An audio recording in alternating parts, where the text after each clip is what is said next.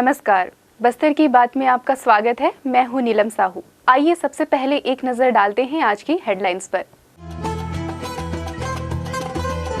मंदिर के खुले पट पर बंद ही रह गए रोजी रोटी के कपाट। पूजन सामग्री बेचने वाले तलाश रहे अन्य विकल्प। महारानी अस्पताल की ओपीडी में हर दिन आ रहे 300 से ज्यादा मरीज।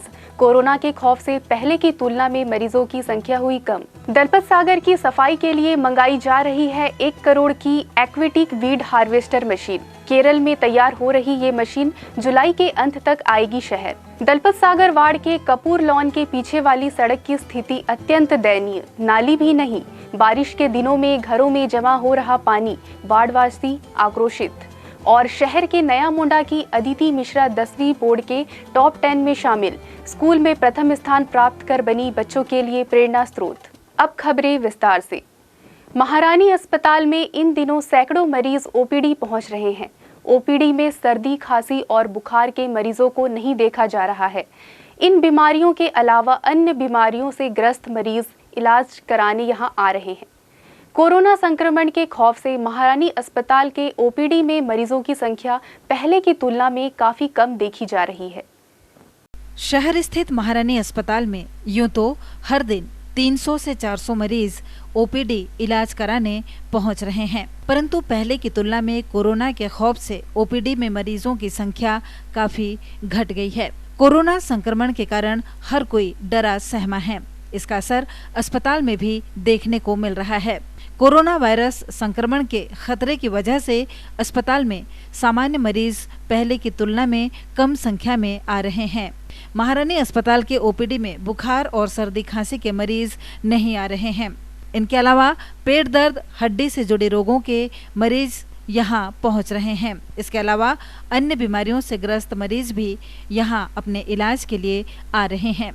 अस्पताल के रजिस्ट्रेशन काउंटर पर हर दिन 300 से ज्यादा मरीज अपनी पर्ची बनवा रहे हैं। वहीं सोमवार के दिन महारानी अस्पताल में अन्य दिनों की तुलना में ज्यादा मरीजों के आने की बात कही गई है। लेकिन मंडे को सिर्फ ज़्यादा रहते हैं, 450-400 के क्रॉस में रहते हैं, क्योंकि संडे ओपीडी बंद रहता है। तो जिसकी वजह से वो जो सारे पेशेंट संडे को आने वाले हैं वो मंडे को आते हैं, तो इस वजह से मंडे में ज़्यादा भीड़ हो जाता है। फिलहाल स्टमक पेन के लिए और सिर दर्द, थोड़ा सा बॉडी पेन, इन सब चीज़ों के लिए ज़्यादा आते हैं। और ऑर्थो में ज़्यादा पेशेंट्स हैं। जो डिस्टेंसिंग के लिए इन लोगों ने बॉक्स बना रखा है, तो बॉक्स के हिसाब से ही पेशेंट्स खड़े होते हैं। और जैसे पर्ची यहाँ कटता है तो हम लोग यहाँ भीड़ जमा होने ही नहीं देते हैं, तुरंत काट करके तुरंत भेज देते हैं।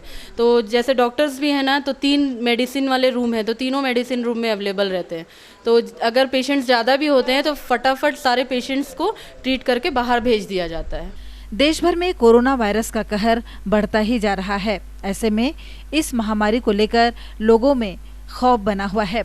इसका असर महारानी अस्पताल के ओपीडी में भी साफ नजर आ रहा है। इन दिनों ओपीडी आने वाले मरीज यहाँ की व्यवस्था से संतुष्ट नजर आ रहे हैं। तो ये सीना में थोड़ा दर्द है, तो उसी के लिए आए हैं।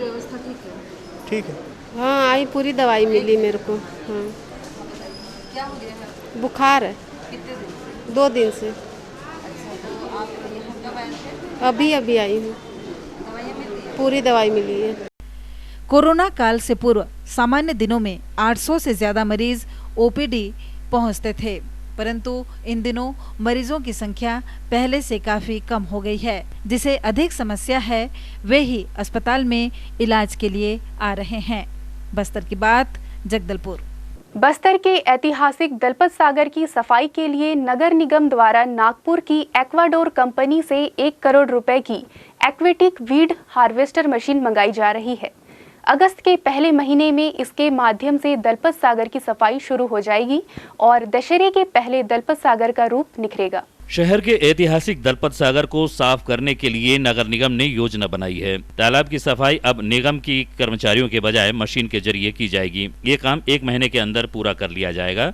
दशहरे के मौके पर राजा दलपत देव के द्वारा बनाया गया ये तालाब एक अलग रूप में नजर आएगा। जानकारी के मुताबिक दलपत सागर की सफाई के लिए नगर निगम ने अब तक करीब 2 करोड़ रुपए खर्च कर दिए हैं, लेकिन इसका कोई फायदा निगम को नहीं मिला। कई स्वयंसेवी और सामाजिक संगठन भी दलपत सागर को साफ करने का बीड़ा उठाए, पर वे असफल रहे। अब एक बार फिर से निगम ने तालाब की सफाई मैनुअल कराने की बजाय मशीन से कराने की योजना बनाई है। इसे अमली जामा पहनाने के लिए निगम ने नागपुर की इन्वाडोर कंपनी से एक्वेटिक वेट हार्वेस्टर मशीन मंगाया है, जिसकी कीमत करीब 1 करोड़ रुपए है। कंपनी इस मशीन को केरल में तैयार करवा रही है, जो जुलाई के आखिरी सप्ताह तक शहर में पहुंचेगी और शहर में अगस्त के पहले सप्ताह से दलपत सागर की सफाई इससे शुरू करवा दी जाएगी।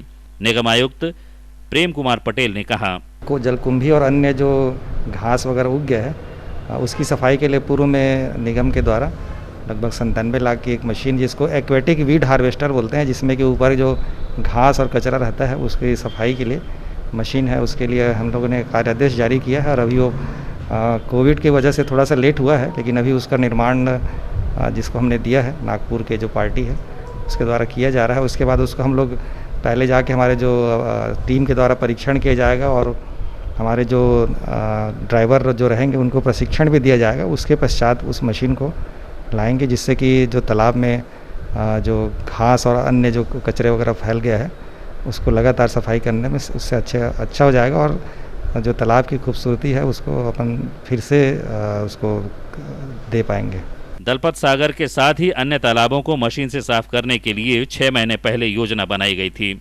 इसी के तहत अब तालाब की सफाई के लिए मशीन मंगाई गई है। बस्तर की बात, जगदलपुर। ओरछा के पीड़ियाकोट में 21 जून को मारे गए 2 लोगों के संबंध में गोपी राम इस्ताम ने गुरुवार को जगदलपुर में आयोजित पत्रकार वार्ता के दौरान पत्रकारों को बताया कि इस घटना में मारे गए रिशु मेरा छोटा भाई था और जीरू माटा चाचा थे। दोनों की हत्या डीआरजी के जवानों द्वारा 21 जून को कर दी गई। इस मामले को सोनी सोडी की मदद से हाई कोर्ट में पेश किया हूँ। तब से पुलिस मुझे ढूंढ रही है, जिससे मैं डरा हुआ हूं और मीडिया के समक्ष अपना डर व्यक्त कर रहा हूं। उन्होंने कहा कि केस आपस लोग बोल के बता निकली कि सोच रहे होगे ना, मेरे को पता नहीं है। उसके बाद मैं तो अपने मन से मेरा भाई को बता के भेजा था। माँ बाप को कौन पालेगा, अभी विकलांग हो गए बोल के देखने का कौन करेगा बोल के मैं बता के भेज दिया रहा। उसके बाद मैं इधर रहूँगा, कुछ भी गलती होने से मैं देख लूँगा बोल के मैं सोचा था।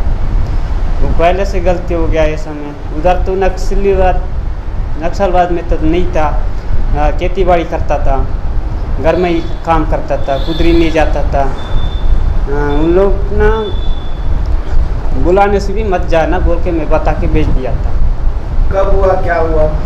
21/6/2020 को हो गया घटना। क्या बोल रहे क्या पूछ रहे तुम्हारे बारे में? नहीं पूछे।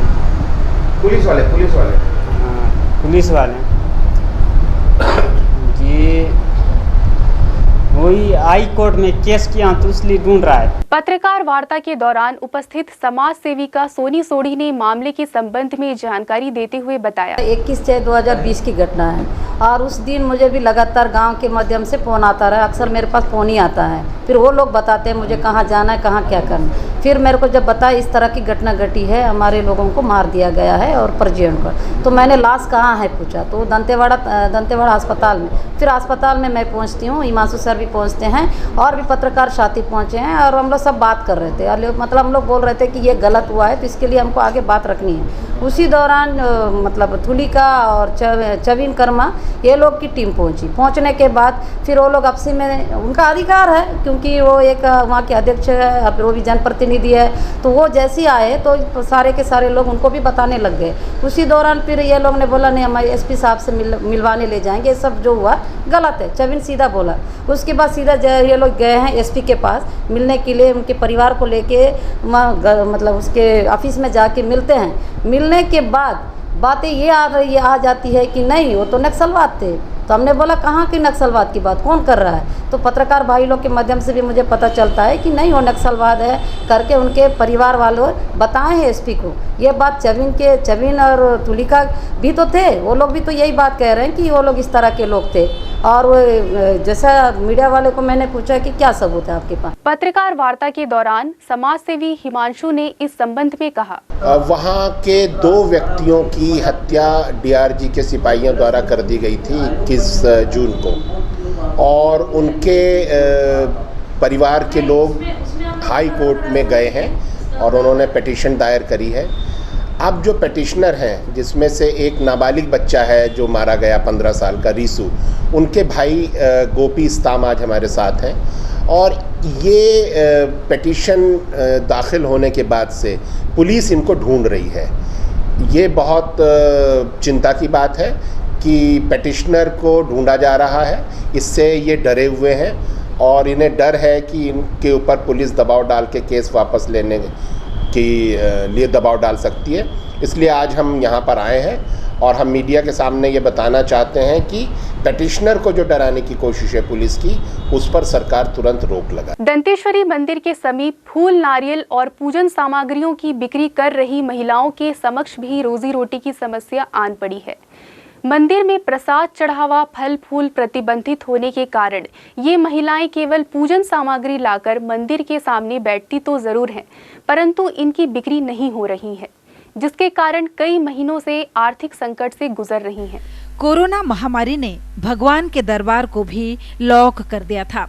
3 महीने के बाद अनलॉक होने के बाद मंदिर तो खुले, पर पूजन सामग्री बेचने वालों की रोजी रोटी के कपाट बंद हो गए। शहर के दंतेश्वरी मंदिर के सामने बैठने वाले आधे दर्जन फूल, नारियल और पूजन सामग्री विक्रेताओं में से अब महज 2-3 विक्रेता ही रह गए हैं, वो भी बेरोजगार। दिन भर बैठने के बाद भी इनकी कमाई शून्य है। प्रसाद की बिक्री कर घर परिवार चलाने वाले इन लोगों के समक्ष आर्थिक संकट अब भी बरकरार है। क्या कहती हैं दंतेश्वरी मंदिर के समक्ष बैठने वाली ये महिलाएं, आइए सुनते हैं। अभी आए हैं तो धंधा पानी बिल्कुल नहीं है, कोई आ भी नहीं रहे हैं, तो इससे हम लोग का परिवार कैसे चलेगा? नहीं होता, कभी 100 रुपया, कभी 150 रुपया होता है, उसमें भी सामान में चले जाता है। हम लोग का बचता कुछ नहीं है। बंद रहा ना, हम लोग का खाने पीने का कोई ठिकाना नहीं रहा। जितना रहा 2-4 दिन खाए, 2-4 टन बेचते रहे, तो जब ले जाते खरीद के ले जाते हैं तो बनाते हैं भाई, मतलब और क्या बनाएंगे।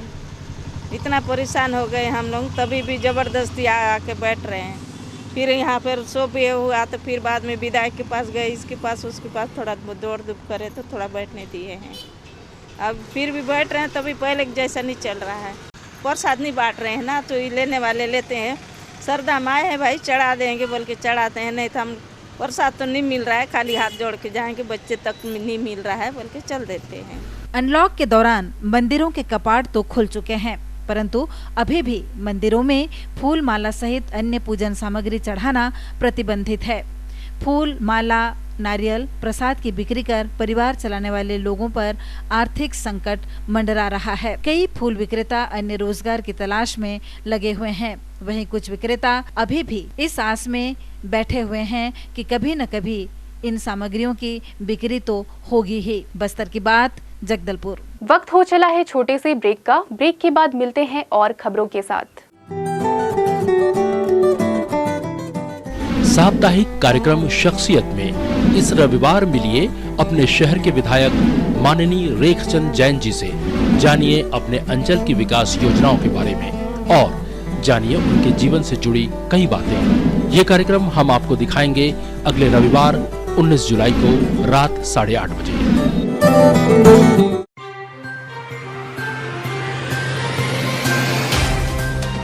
सफर जगतुगुड़ा से जगदलपुर का नित नई करवट लेता शहर हमारा, चौक चौराहों से होता हुआ विकास की गाथाएं गढ़ता बस्तर हमारा। कई रंगों से सराबोर कितनी ही कहानियों को समेटे, कहीं विकास के सोपान तो कहीं सरकारी दावे और उनका सच।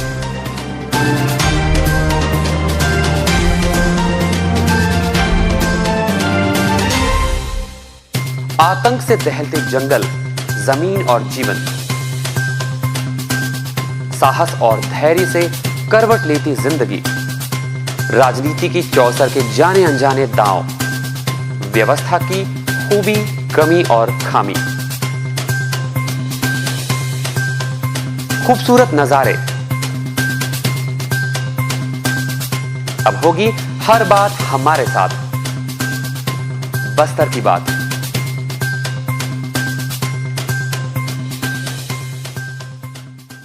ब्रेक के बाद आपका स्वागत है बस्तर की बात में। आइए चलते हैं खबरों की ओर।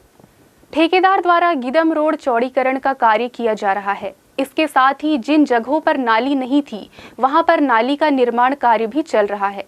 ठेकेदार द्वारा नाली के लिए गड्ढा खोदकर छोड़ दिया गया था। नाली निर्माण कार्य में हो रही देरी के चलते दुकानदार और रहवासियों को परेशानी हो रही थी। इस संबंध में हमारे चैनल के द्वारा प्रमुखता से समाचार दिखाया गया था।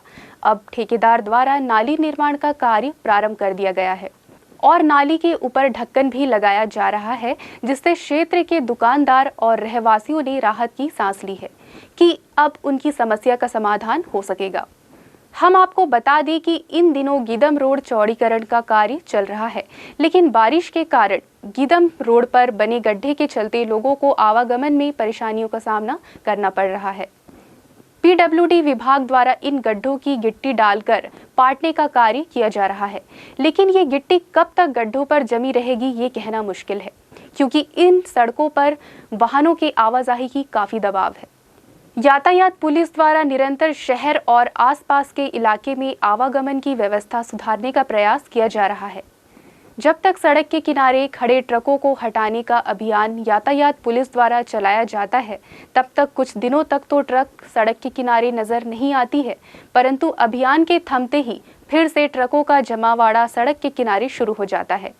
इसका सबसे बड़ा कारण है कि शहर में ट्रांसपोर्ट नगर की व्यवस्था का अब तक नहीं होना, जिसके चलते आए दिन राष्ट्रीय राजमार्ग 30 और राष्ट्रीय राजमार्ग 63 के साथ ही गिदम रोड पर सड़क के किनारे ट्रकों के जमावड़ा होने से आए दिन दुर्घटना का खतरा बना रहता है। शहर के दलपत सागर वार्ड और छत्रपति शिवाजी वार्ड के बीच आने वाली एक सड़क जो housing board colony Sindhi colony तक जाती है, इस सड़क की हालत काफ़ी जर्जर है कि यहाँ से बारिश के दिनों में आवाजाही बंद हो जाती है। यहाँ आसपास रहने वाले लोग इन सड़क से ही नहीं, बारिश के दिनों में यहाँ जमे होने वाले पानी से भी परेशान हैं। यहाँ की सबसे बड़ी समस्या ये है कि यहाँ नाली भी नहीं है। स्थानीय दलपत सागर वार्ड और छत्रपति शिवाजी वार्ड के बीच एक ऐसी सड़क है जिससे सैकड़ों लोग परेशान हैं। इनके अलावा इस सड़क से आने जाने वाले राहगीर, वाहन चालकों के साथ ही पैदल चलने वाले लोग भी काफी दिक्कतों का सामना करते हैं। हम आपको बता दें कि सड़क की स्थिति इतनी दयनीय है, इतनी जर्जर है कि लोग यहाँ गिरकर घायल हो चुके हैं। यहाँ सड़क में बिछाई गई गिट्टियाँ पूरी तरह से उखड़ चुकी हैं। जगह जगह गड्ढे हो चुके हैं और बारिश के कारण सभी गड्ढों में पानी भरा हुआ है। यहाँ की सबसे बड़ी समस्या अधूरी नाली का निर्माण है। नाली नहीं होने से बरसात में यहाँ स्थित हाउसिंग बोर्ड का सारा पानी लोगों के घरों में प्रवेश कर जाता है। किस तरह की दिक्कतें झेल रहे यहाँ के लोग बता रहे हैं हमें। सब आते हैं, देखते हैं, जाते हैं, लेकिन बन नहीं रहा है। अब कब बनेगा पता नहीं है। लोग आ रहे हैं, यहाँ गिर भी जा रहे हैं नली में, गाड़ी साइकिल हर कोई। ये देखो इधर पूरा पानी, पूरा इधर छत्रपति शिवाजी वार्ड। कल 2 दिन से भी पानी पूरा भरा हुआ था। हाउसिंग बोर्ड का पानी पहले इस रोड में इधर से निकल जाया करता था, अब इसमें यहाँ मिट्टी पड़ गई है इस रोड में, इस जो लैंड में, तो वो पानी जा नहीं पा रहा, पूरा रोड में जा रहा है, हमारे बाड़े में घुस रहा है। बहुत ज़्यादा परेशानी सामना करना पड़ रहा है। दलपत सागर वार्ड और ये वार्ड आता है छत्रपति में, तो वहाँ वो हो जाते हैं बीजेपी की, ये कांग्रेस की हो जाती हैं दीदी। दोनों मिल के काम तो करना चाह रहे हैं, मगर क्या अंडरस्टैंडिंग बैठ रहे हैं। निगम के महापौर हैं, वो भी रास्ता निकालेंगे बोल रहे हैं, कल आई थी, मगर कुछ रिजल्ट नहीं आ रहा है। आज सुबह से काम चालू होने वाला था, आज सुबह से काम चालू हुआ ही नहीं। यहाँ से नाली, कच्ची नाली खोदेंगे बोले, सामने खोदेंगे, कभी बोलते हैं पाइप डालेंगे, कभी बोलते हैं रोड के दोनों साइड कच्ची नाली खोदेंगे। एक काम भी चालू नहीं हुआ है। पर्सनल मोटर हम लोग लगा के खींच रहे हैं पानी घर का। ये राम जी कॉलोनी है, इस जगह में क्या कहते पानी पूरा भर रहा है, पीछे का पानी हमारे घर के अंदर आ रहा है। लेटरिन बाथरूम की भी समस्या है कि हम 2 दिन से खाए नहीं सही ढंग से, पानी भरा हुआ था। अब परेशानी इतनी ज़्यादा है कि जिसके पास जाते वो काम नहीं करवाते हैं। यहाँ का नाली बाहर नहीं निकल पा रहा है, पानी बाहर नहीं निकल रहा है, मुश्किल बहुत है। इस वजह से हमारे घर में 3-4 बार बड़े बड़े सांप भी आ चुके। लगातार बारिश हो तो क्या स्थिति होगी? लगातार बारिश होगी तो फिर क्या स्थिति, रहने की जगह ही नहीं है। और पूरा बनते बनते अभी तक कॉर्नर तक आया है। ये बेस का जो 300-400 मीटर का दायरा है वो रोड अभी तक डेवलप नहीं हुआ है। पानी गिरने से ऐसे हालात ख़राब हो जाते हैं कि हाथ पैर डूब जा रहा है आदमी, और गिर रहे हैं यहाँ पे लोग। तो बनाने का कष्ट करें अगर प्रशासन इसमें ध्यान दे तो। Area just Kapoor lawn near main road Tetarkoti, 200-300 metre ही डिस्टेंस होगा मैम। उसके बाद जो ये डेवलप हुआ है ना, कंटिन्यू फुल डेवलप है, आगे तक पूरा ले गया है। बस इतना ही, ये जो डिस्टेंस है 200-300 मीटर। यहाँ के लोगों ने बताया कि निगम के सभी अधिकारी पार्षद यहाँ का हाल देख चुके हैं। बावजूद इसके स्थिति कई महीनों से जस की तस है। परेशान लोगों ने जर्जर हो चुके मार्ग को शीघ्र बनाने की मांग की है। बस्तर की बात, जगदलपुर। केंद्रीय माध्यमिक शिक्षा बोर्ड सीबीएसई के 10वीं के नतीजों की घोषणा बीते कल बुधवार को हुई। इसमें बस्तर जिले में शहर के निर्मल विद्यालय की अदिति दास 97.20% के साथ बस्तर जिले में अव्वल रही। बस्तर जिले में टॉप 10 में निर्मल विद्यालय के 5 बच्चे, विद्या ज्योति के 3 और केंद्रीय विद्यालय के 2 बच्चों ने बस्तर का नाम रोशन किया है। सीबीएसई 10वीं के नतीजे में बस्तर जिले के 10 टॉपर में अदिति दास प्रथम स्थान पर रहीं। वहीं साहित्य सिंह मालवीय, रिया डडसेना, आरजू रनगारे, अदिति मिश्रा, हिमांशु सिंह चौहान, अंशु त्रिपाठी, प्रतिश्रुति मजुमदार और योगेश साहू हैं। युवा प्रतिभा क्रम में आज हम आपकी मुलाकात करवा रहे हैं केंद्रीय विद्यालय की टॉपर रही और जिले में 6ठे स्थान पर रही अदिति मिश्रा से। मेरा नाम अदिति मिश्रा है। मैं केंद्रीय विद्यालय जगदलपुर में पढ़ती हूँ। इस साल मेरा बोर्ड, मैं 10वीं कक्षा में पढ़ती हूँ और इस साल मेरा बोर्ड में 93.4% आया है और मैं अपने स्कूल में टॉप करी हूँ। अदिति, आप इस साल आपने स्कूल में टॉप किया है और आप किस विषय को लेकर के अभी, माने कौन सा विषय आपको सबसे ज़्यादा पसंद है? मुझे साइंस और मैथ्स दोनों ही ज़्यादा पसंद है, लेकिन फिर भी मुझे साइंस ज़्यादा पसंद है मैथ्स से भी ज़्यादा। मेरा मैथ्स में 98 आया है 100 में से और साइंस में थोड़ा कम हो गया, 90 आया है 100 में से। और अदिति, तुम्हें उम्मीद थी कि तुम्हारा इतना परसेंट आएगा या तुम इससे ज़्यादा की उम्मीद करती थी? मैं इससे ज़्यादा उम्मीद करी थी कि मेरा 95 से ऊपर आएगा, लेकिन ऐसा हुआ नहीं। पर मेरे मम्मी पापा ने मुझे कहा कि इतना मार्क्स के लिए इतना वो नहीं होना चाहिए, आप आगे अच्छा कर सकोगे, इससे भी अच्छा करोगी और मेहनत करोगी तो और अच्छा आएगा आपका, इससे भी ज़्यादा। आप किसे प्रेरणा मानती हैं अपने? मैं अपने मम्मी और पापा दोनों को अपनी प्रेरणा मानती हूँ और उन्हीं के कारण जो भी मैं अपना यहाँ तक आई हूँ वो उन्हीं के कारण मैं आई हूँ यहाँ तक। तुम अभी टॉपर रही हो और इससे पहले भी तुम्हारा अच्छा मार्क्स आता होगा, है ना? तो आप क्या बनना चाहती हैं? आगे के लिए आप क्या सोची हैं? मैंने सोचा है कि मैं मेडिकल लाइन में जाऊंगी, मतलब डॉक्टर के क्षेत्र में, और मैं आगे साइंस लेना चाहती हूँ ताकि मैं डॉक्टर बन सकूँ। बहुत अच्छी बात है। तो आप कितने घंटे पढ़ाई करती थी? एग्ज़ाम, मतलब जब एग्ज़ाम शुरू होने वाला था उससे पहले तो फिर हमारा टीवी सब कुछ बंद हो गया था, तो मैं सुबह से लेके शाम तक, मतलब शाम नहीं रात भर पढ़ती रहती थी और थोड़ा ब्रेक भी लेती थी, थोड़ा लंच के लिए, नहीं तो थोड़ा रेस्ट लेने के लिए थोड़ा, इसलिए 5-2 मिनट आधा घंटा ऐसे। तो आप ट्यूशन पढ़ती थी या खुद से पढ़ाई करती थी?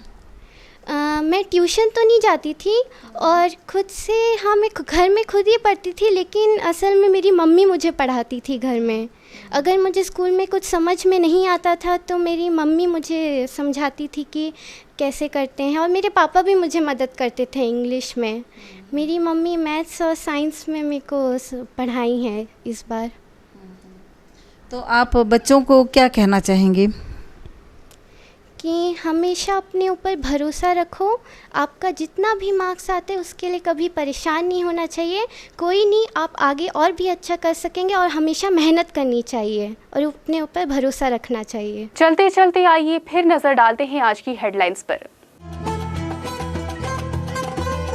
मंदिर के खुले पट पर बंद ही रह गए रोजी रोटी के कपाट, पूजन सामग्री बेचने वाले तलाश रहे अन्य विकल्प। महारानी अस्पताल की ओपीडी में हर दिन आ रहे 300 से ज्यादा मरीज, कोरोना के खौफ से पहले की तुलना में मरीजों की संख्या हुई कम। दलपत सागर की सफाई के लिए मंगाई जा रही है 1 करोड़ की aquatic weed harvester machine. Kerala में तैयार हो रही ये मशीन जुलाई के अंत तक आएगी शहर। दलपत सागर वार्ड के कपूर लॉन के पीछे वाली सड़क की स्थिति अत्यंत दयनीय, नाली भी नहीं।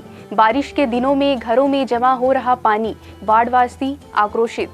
और शहर के नया मुंडा की अदिति मिश्रा 10वीं बोर्ड के टॉप 10 में शामिल, स्कूल में प्रथम स्थान प्राप्त कर बनी बच्चों के लिए प्रेरणा स्रोत। बस्तर की बात में आज सिर्फ इतना ही, फिर मुलाकात होगी कुछ और खबरों के साथ। दीजिए इजाजत, नमस्कार।